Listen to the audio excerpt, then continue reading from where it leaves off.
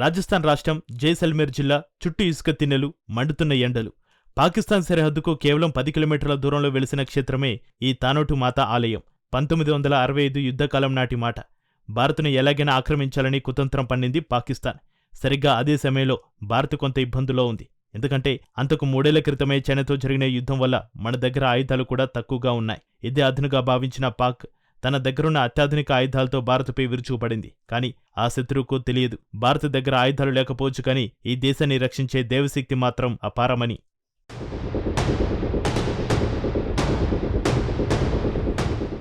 యుద్ధం తీవ్ర రూపం దాల్చింది.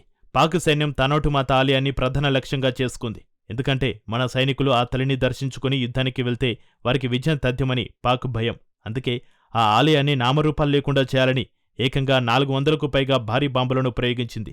బాంబులు ఆకాశం నుంచి వర్షంలా కురిశాయి. కానీ ఇక్కడే ఒక అద్భుతం జరిగింది. ఆ 400 బాంబుల్లో ఒక్కటంటే ఒక్కడు కూడా పేలలేదు. బాంబులు ఆలయ ప్రాంగణంలో పడ్డాయి, కానీ కనీసం ఒక్క రాయిని కూడా కదిలించలేకపోయాయి. అవి కేవలం ఇనుప ముక్కల్లా నేలమీద పడ్డాయి. ఏదో ఒక అదృశ్య శక్తి ఆ బాంబులను నిర్వీర్యం చేస్తుందని అటు మన సైనికులు, ఇటు గ్రామ ప్రజలు బలంగా నమ్ముతారు. ఈ వార్త విన్న పాక్ ఆర్మీకి మతిపోయింది. అత్యాధునిక బాంబులు ఎందుకు పనిచేయలేదో వారికి అస్సలు అర్థం కాలేదు.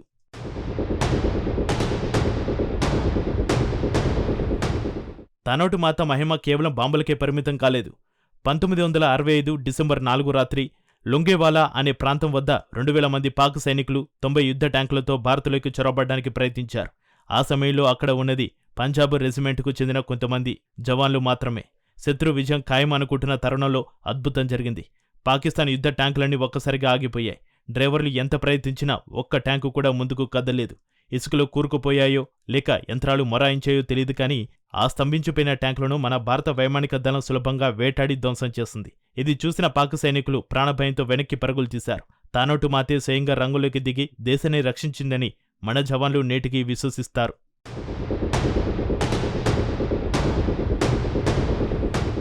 యుద్ధం ముగిశాక జరిగిన వింతను చూసి ఆశ్చర్యపోయిన పాక్ మిలిటరీ జనరల్స్ స్వయంగా ఈ ఆలయాన్ని దర్శించుకున్నారట. వారు కూడా ఆ శక్తిని అంగీకరించక తప్పలేదు. ఆనాటి నుంచి నేటి వరకు సరిహద్దులో ఉన్న ప్రతి బార్డర్ సెక్యూరిటీ ఫోర్సు జవానుకు తానోటు మాతే ఇష్టదైవం. 1965 తర్వాత ఈ ఆలయ బాధ్యతలను బీఎస్ఎఫ్ తీసుకుంది. ఈ ఆలయంలో పూజలు నిర్వహించేది కూడా సైనికులే. నేటికి మీరు ఆ ఆలయానికి వెళ్తే ఆ యుద్ధంలో పాకిస్తాన్ వేసిన పేలకుండా ఉండిపోయిన బాంబులను ఒక మ్యూజియంలో చూడవచ్చు. సైన్స్ ఈరోజు ఎన్నో అద్భుతాలు చేయవచ్చు, కానీ ఈ మహిమ వెనుక ఉన్న అసలు కారణాన్ని మాత్రం ఇప్పటికీ వివరించలేకపోతోంది. అందుకే ఈ గడ్డపై దైవభక్తితో పాటు దేశభక్తి కూడా ప్రతి పూజలో వెల్లివిరుస్తోంది.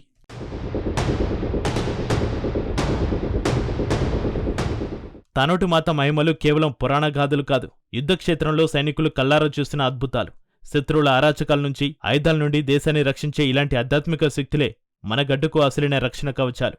అమ్మవారి చెల్లంచూపు ఉన్నంతకాలం భారతవాని జోలికి ఎవరూ రాలేరని మన సైనికులు బలంగా నమ్ముతారు. ఆ నమ్మకమే నేడు సరిహద్దుల్లో మనకు శాంతిని ఇస్తోంది.